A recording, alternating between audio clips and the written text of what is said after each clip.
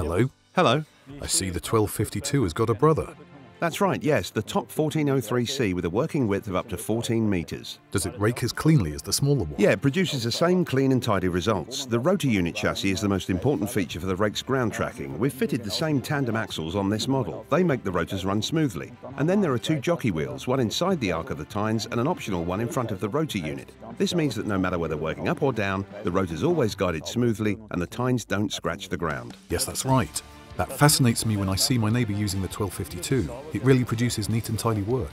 Exactly, that's what we're known for. And another important feature in this regard is the rotor unit weight alleviation. That's because the lower the weight acting on the rotor unit chassis, the better it can adapt to undulations in the terrain. At the rear, the weight is alleviated mechanically using a suspension spring, and at the front, because the booms are longer and heavier, we use hydraulics. How does the adjustment and operation of the machine work? Is there a separate control terminal for the rake? Basically, it's like this. The rake is isobus compatible as standard. That means you can use any tractor isobus terminal, and there are also several of our control terminals to choose from. On my new tractor I have a joystick, so it would be good if that could be programmed somehow using the control system. That's right, on many tractors you can make use of the joystick. Then of course you can assign the functions of the rake directly to the tractor joystick.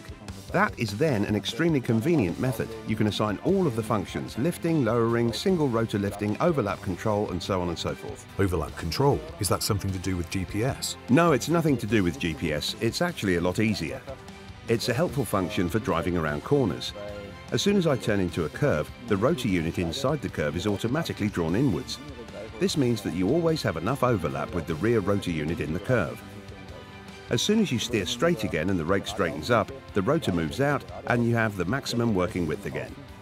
This is, as I said, a helpful function if I have to work round many corners in my fields, where the wedge swath mode could also be helpful, for example. Wedge swath mode?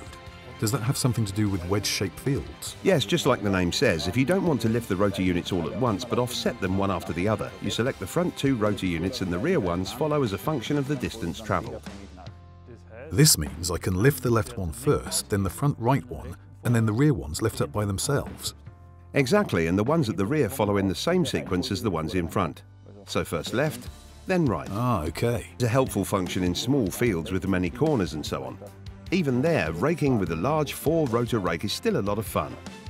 I can see that the rear rotors are mechanically driven with a PTO shaft, but the front rotors are hydraulic. Why is that? Exactly, we've adapted that from the 1252. The reason is this: at the rear, the mechanical drive is quite sufficient.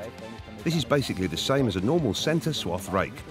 At the front, we'd need a lot of PTO shafts and gearboxes along the boom. The hydraulic drive system is the better way. That's because we save on PTO shafts, the gearboxes, and all the maintenance. There are no grease nipples here. And of course, the hydraulic drive is much easier to install and follows all the movements.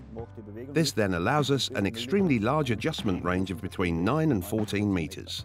Yes, such a large adjustment range is certainly important, especially because we have quite a few trees and pylons in our fields.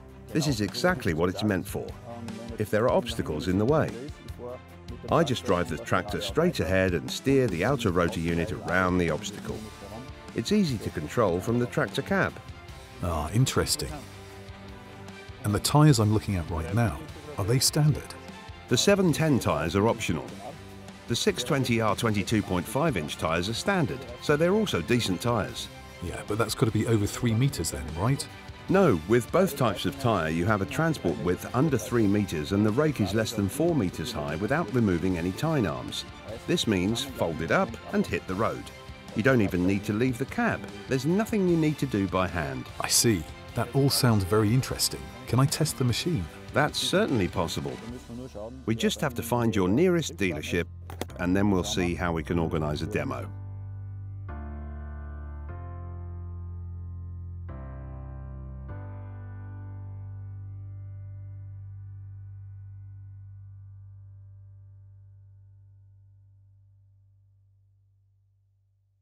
Più successo con Pöttinger.